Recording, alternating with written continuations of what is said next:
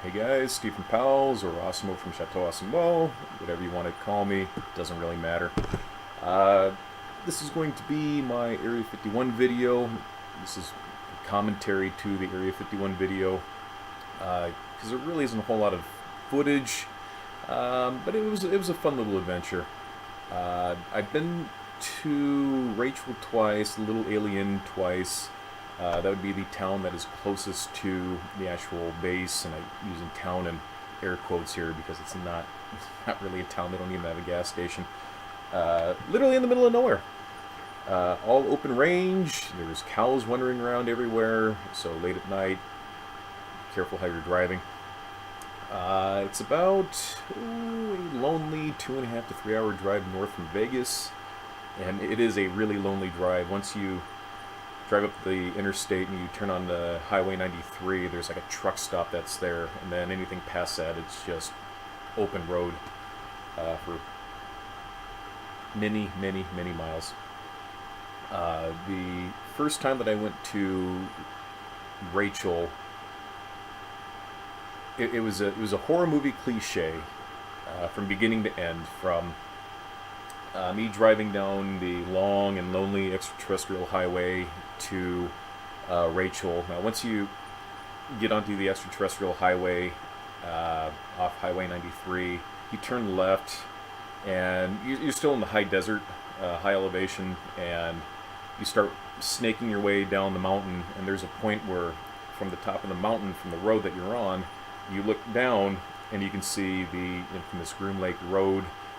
That would be the road that most people are familiar with Area 51. It's just a really long, lonely road. It's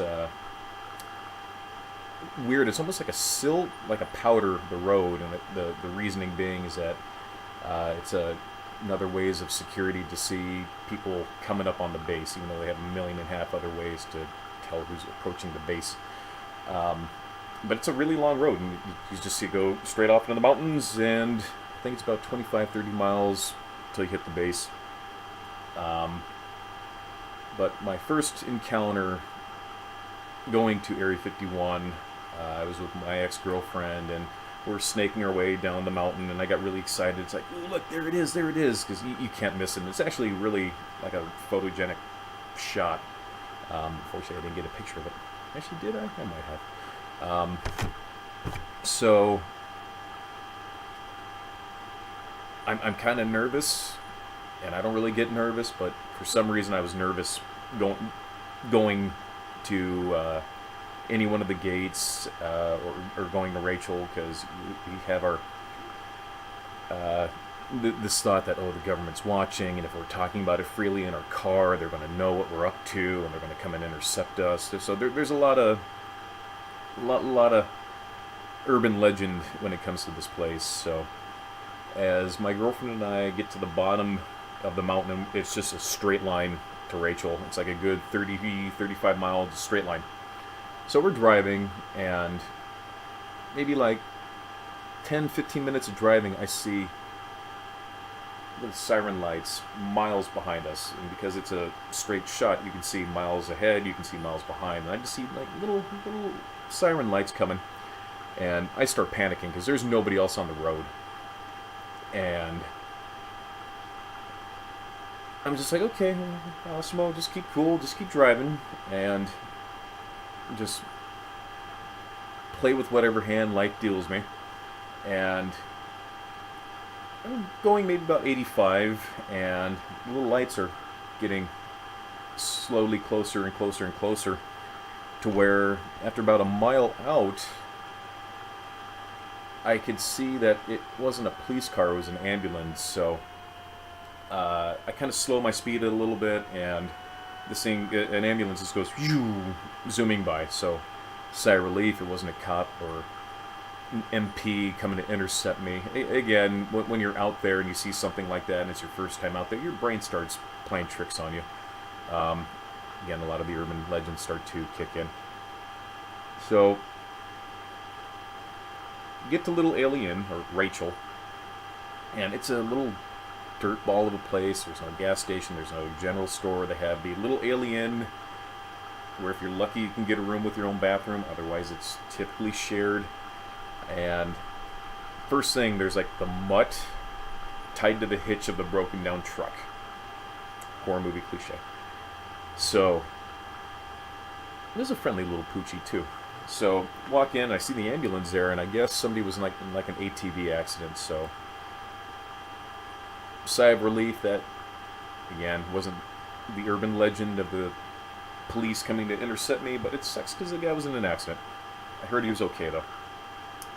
So they're in the little alien, and this is the diviest dive bar ever. You have the bar counter, which you'll see in this video briefly. There's a couple folding tables, just like long kind of folding banquet tables that are out there. A lot of alien shit on the wall. It's not as glorious as you would think it is. It's not a dump, but it's definitely not. You could tell you're in the middle of nowhere. So my girlfriend and I sit at the bar, and our server, let's call her Star. She seemed like a star. She had one of these talks from smoking for so long. And there's like old school, this waitress lady, server lady. It's like, all right, what do you want? I said, okay, we'll have the UFO burger. And I remember, so from out of the kitchen comes, he looked like Lurch. This is very tall, very gaunt, very sunken in features, long face, like the sunken in kind of high cheekbones, but sunken in cheeks, the big baggy eyes. He comes out wearing like the dirty, just white kitchen apron, and he's holding a spatula, and he's complaining that they're out of something. And for a second, him and I kind of catch eyes, and I'm thinking, oh shit, he needs a secret ingredient. Here's two tourists sitting at their bar. Here's the secret ingredient. So, again, horror movie cliche. And I laughed it off, but in the back of my mind, it's like, I feel like I just wandered into a horror movie. So, I order, my girlfriend, I order a shot of tequila, and the lady pours the shots, and she's like, all right, that's $4. It's like, really? It's $2 a shot? And she's like, what? Is that too expensive for you? I'm like, no, that's really cheap. Because I think we ordered like Sauser or something. It wasn't dirt tequila, but it wasn't Patron or like Clase Azul. It wasn't anything like that either. It was like a good mid-range tequila, and it's like $2 a shot. Damn. Leave the bottle, please. So, as we're enjoying our shots, after the waitress called us out, well, they start talking. It's like, oh, have you ever been here before? It's like, no, we're just tourists. So in slides, let's call him the tourist predator of the horror movie genre. He is the well-dressed guy, very articulate, looks like he's way out of his element, being in this type of establishment. Slides into the stool next to me. He's all, hey guys, so you're looking to check out Area 51? It's like, well, I mean, check out, like to maybe drive up to a gate, take some pictures, and wave to the camo dudes. At this time, my thought was to ask for a job application or apply for a job there, and I think I had like a little whiteboard, and I was going to try to get their attention. Something stupid, like harmless. And I'm talking to let's call him Giorgio Armani, because that's what he looked like. He was just a very well-dressed dude. He had the sunglasses on. He smelled kind of nice too. Definitely not like Star or Lurch in the kitchen. So he's talking to me, and he's pumping us full of, it's called the tourist lingo. So it's, oh, well, I heard stories of one couple that was talking about driving past the gate, and the government actually heard them speaking in their car, and they intercepted them and all this. So just pumping me full of the tourist bullcrap. And I was just kind of playing it off. And then what really tipped the meter was he started talking about like robot chickens. No joke, robot chickens. He said that there were like mechanical chickens running around. And that's when I'm kind of like, okay, Mr. Giorgio Armani, tourist trap man. So I told him I wanted to go and check out Groom Lake Road. He said, no, no, no, no, no. You don't want to check out Groom Lake Road because you're going to drive for miles and miles and miles, and there's just going to be a sign. What you really want to do is check out the back gate. And I'm all, what's the back gate? He said, well, when you go to the back gate, there's actually a checkpoint. And there's actually something to see. I said, you know what? That sounds pretty cool. How do I get there? So Giorgio Armani said, I'll show you how with this map. Well, this will tell you everything you need to know. See this map? This will get you there. I'm like, oh, cool. And I went to go take it. He's on, it'd be $2. I'm like, you fucking Giorgio Armani, man. So I gave him, I'm sorry, it was 33 cents. So I bought a couple. And sure enough, there's the map. There's Area 51 right there. Here's all the little areas there's Rachel.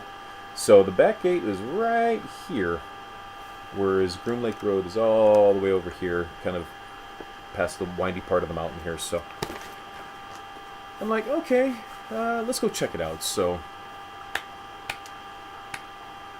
this was a 10-mile drive in second gear, and a very shitty road. And a Toyota Echo. No, I wasn't in the Echo. This is my ex-girlfriend's like Buick, like used Buick. So just this beastly old man lawyer car from like 1978 car. So we get to the back gate, and oh, cool. There's a big checkpoint. There was nobody around. It was actually kind of eerie for a checkpoint, there being nobody around, and there's trailers there, and I'm kind of peeking in, nobody around, but there's about 50 cameras like staring at me, so that I knew that they knew I was there, clearly. But I'm looking around, it's like, come on guys, yoo-hoo, I'd like to apply for a job. They didn't entertain me. So it was there for maybe a good 10-15 minutes until it's like, okay, got bored, and we drove off. Now the thing with that is that there's fencing along the two sides of the checkpoint, but the fencing stops after maybe like 10-15 feet. So where's the boundary line past those fences? Does it cut in and then kind of stagger itself in, or is it a straight line? So it's hard to tell to the curious tourist where the actual property line is. So leave, and that was it. That was the first trip. The second trip was a few years ago. This is with my now current girlfriend, and I just really wanted to go back out there. So I forgot just how long of a drive it was. I thought it was maybe like an hour and a half from Vegas. Oh no. We were in that car for like another 2.5 hours. Very, very lonely drive. But this time what was great was once you turn on to from Highway 93 on the extraterrestrial highway, when you make that left turn, there's like a UFO museum, and it's in one of those old like dome hangars. And there's like a big like sheet metal alien outside. It's dumb touristy crap, and it's never been open, but this time it was open. So we go in there, and we're the only ones in there, of course. Sorry, needed a fresh light. And we're talking to the lady. Nothing really crazy happened. It was just fun to be there, and we put our names on the wall because there's like a board that you can write your names on. Bought some alien tequila here. Pretty good shit. Right here. The Reposado. Really expensive shit, but it's good shit. So we drive to Rachel, but this time as we're driving to Rachel, the Area 51 employee bus comes speeding by us. Like I mentioned prior, this thing is like super powered. It's not a regular bus. This thing hauls 90 up a mountain That's pretty impressive, and it does not stop. This thing is just a big beefy tank bus. So we get to Rachel, and it's maybe around 8 o'clock ish, and we go in, and it looks about the same as how I remember it. The touristy, like, gift shop section is like a little corner section of the building. There wasn't a whole lot there. Oh, I forgot to tell you, horror movie cliche back when I went the first time. I went to go take a piss, and I caught a shadow that just kind of like darted by me, and it scared the crap out of me as I'm pissing. It was a fucking black cat. Yeah, another horror movie cliche. Just cross that off the list there. So this time, fast forwarding now to the second time. Their menu changed a little bit. They actually have some signature cocktails now, which were okay. A lot of Southern Comfort for some reason. It's an underused alcohol, I think. So decide to go to the back gate again. This time with my Uber stickers on, just to see what would happen. Just, hey, I'm here to pick up somebody, just to be cute. There's worse things somebody can do. So again, driving second gear, this really bumpy road. I'm in my new car now, which has a little bit more oomph than my old car, and certainly my ex-girlfriend's massive 1978 Buick old man mobile. So we're driving, and finally as we're driving, I see like headlights way off in the distance, and I noticed every time, like maybe like a couple, like a mile or so out, because from the main road to the actual back gate's about 10 miles. So this thing seemed to keep its distance, like, from us. It was some sort of a vehicle. I'm not saying it's a UFO, anything paranormal, anything like that. It was probably security, just keeping their distance but watching us. So we finally get to the back gate. My girlfriend's not impressed. In fact, she stays in the car. And I walk out, and I'm just recording some footage, and they added the sign now for no drones, so sorry, no drones allowed for those who are super into drones. Did see a couple, just probably like military or government planes, like high altitudes flying in that area. Just nothing fancy, but they had to be some sort of military or government because they're in the fly zone, the no-fly zone for us normal people.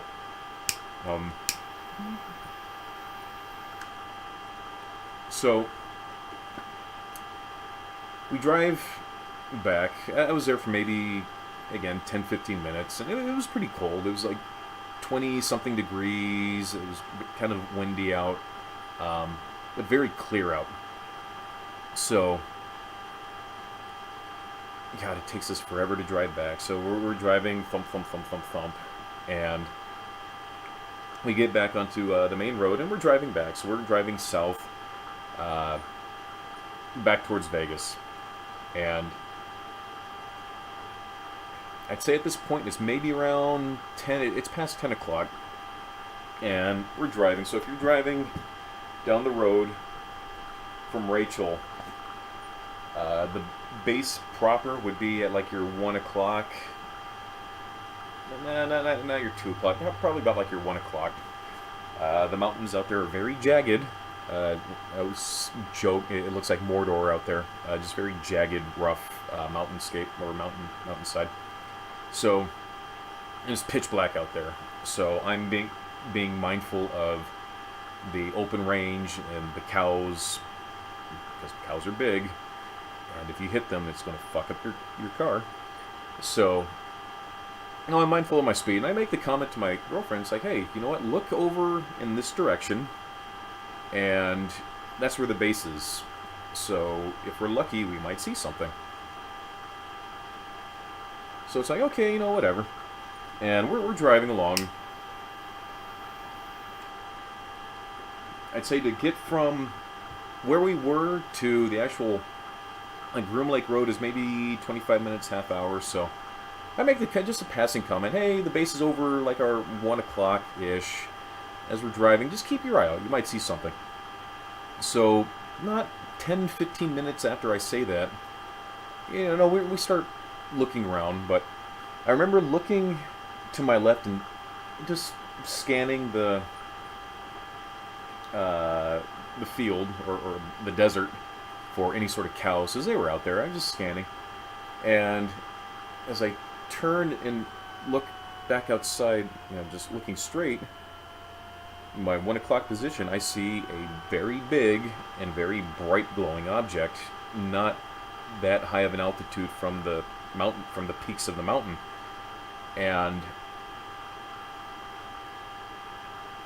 from where we were in relation to the base, this thing looked big. Like, huge big. For this object to be that big, to appear that big from my distance, it must have been... I can't even quantify just how big this thing was, but what struck me was the shape of it. It didn't look like your triangle, it didn't look like the V, it didn't look like a disc, it didn't look like an oval, it didn't look like any of that. It looked kind of weirdly shaped like this. Kind of like a weird C, or almost like a claw, like a hook. But picture this shape consisting of 3 kind of oval-ish looking lights. And it was really bright. It was like somebody took a dimmer switch and turned it all the way up. And I saw it, and it took me a second to process it, because like, holy shit, I'm looking at something, I see it. And I'm like, babe, look, right there. And I actually start pulling the car over, and she's like, what? And I'm like, babe, look right there. And it looked like, from the whole, from when I saw it to when it disappeared, it looked like somebody just took a dimmer switch and turned it all the way up for like, maybe like a 2 Mississippi, and then they turned the dimmer switch back down.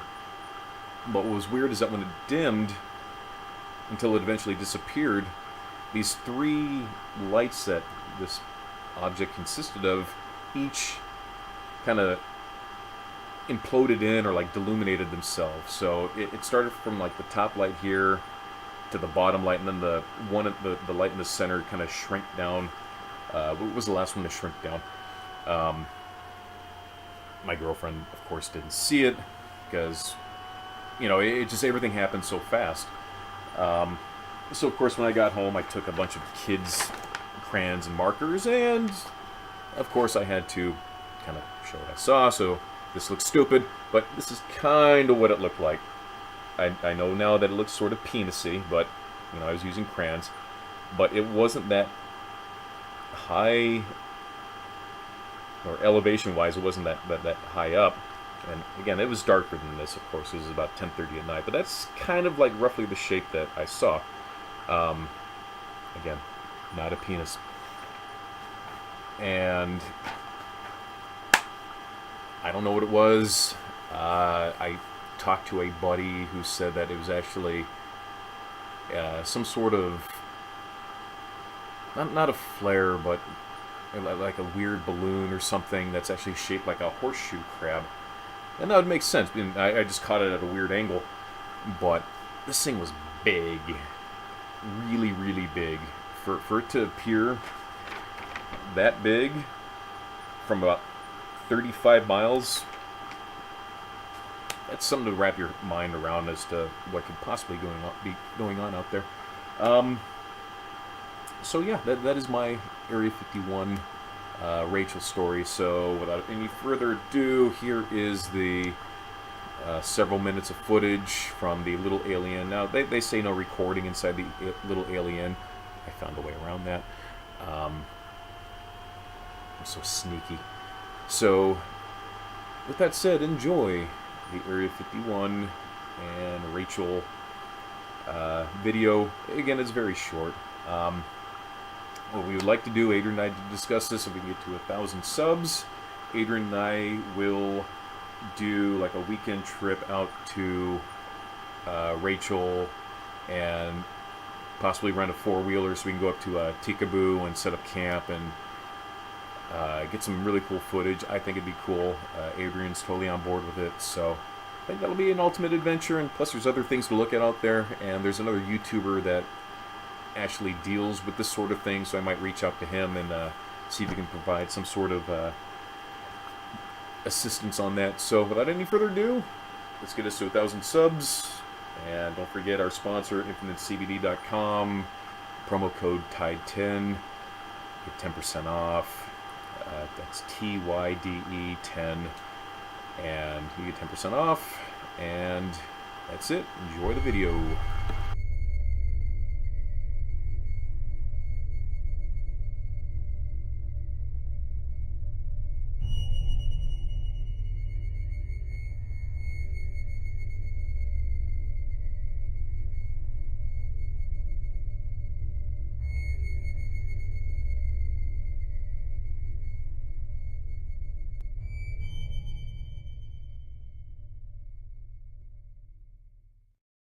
This is a little alien. Cheap fools. Girlfriend.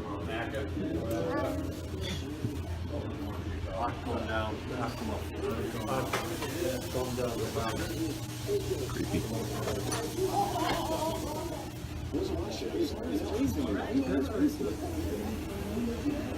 This is it.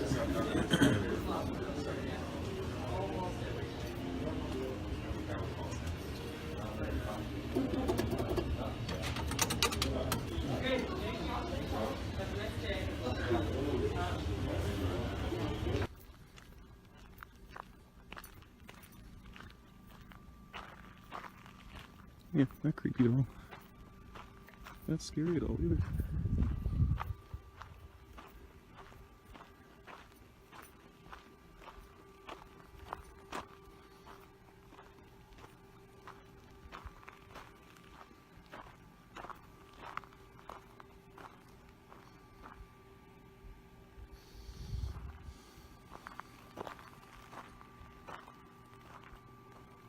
No drone zone. See, where's the property line past here? Oh, there's barbed wire there. I see.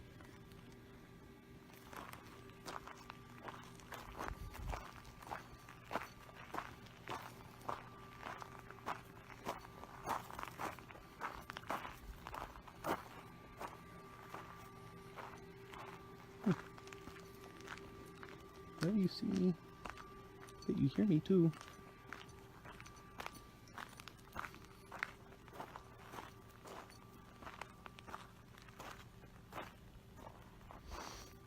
Ooh, it's cold out here.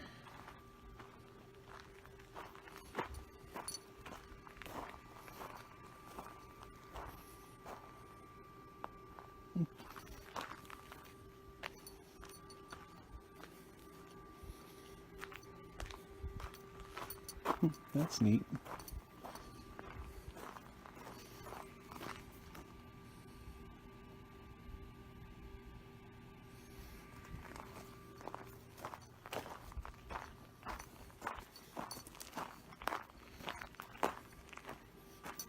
And then there's property line right there. Do you have a toilet? My girlfriend needs to use the toilet.